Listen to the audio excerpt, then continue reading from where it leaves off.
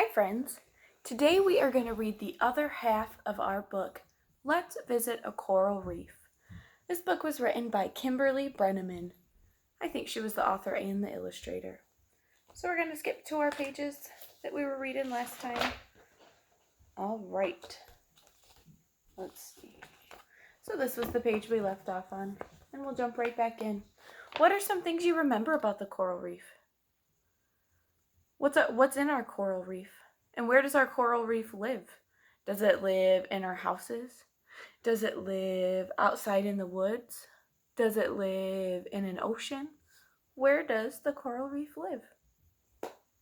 All right. Animal partners in the coral reef.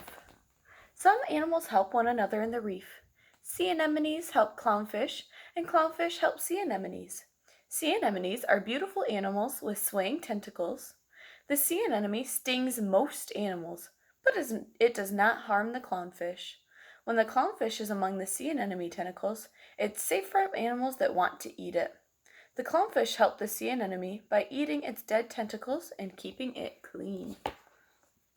So you remember in Finding Nemo, all of the clownfish lived in the sea anemone, and it kept them safe. So they help each other out. How do they help each other out? Do you remember? What do they do? What does the sea anemone do for the clownfish? And what does the clownfish do for the sea anemone? Think about it. A grouper's mouth can have parasites. Parasites can harm the grouper and make it sick. A goby is a small fish that eats the parasites for food.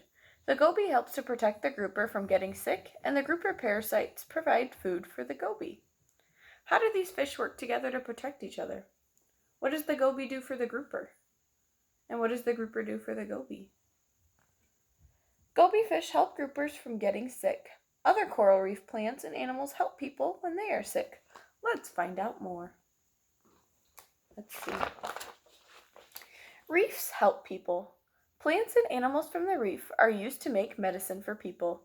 People eat fish such as groupers and other animals from the reef environment. The reefs are beautiful places for people to visit and enjoy. So that guy is swimming right next to a reef. And they make some of our medicine out of the coral reef.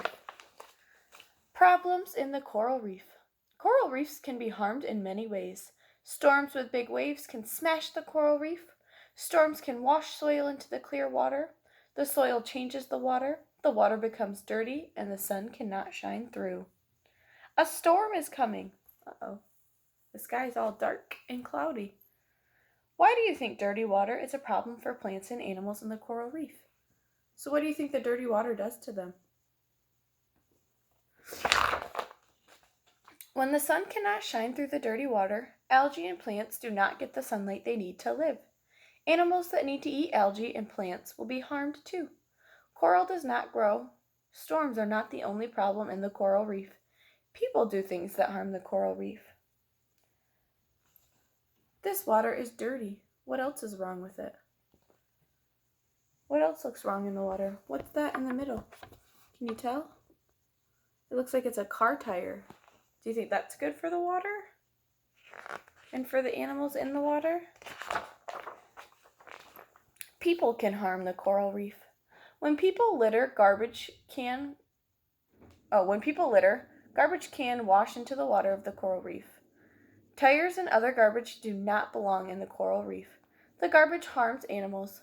People also damage the reef by stepping on it and by taking pieces of coral to keep. So what do you see on the coral reef? Are those fish or animals? No, that looks like a soup can and a plastic bag. Do you think that's good for the fish or for the coral reef? Probably not. And when people go down there to visit, they take pieces of it. Would that be good?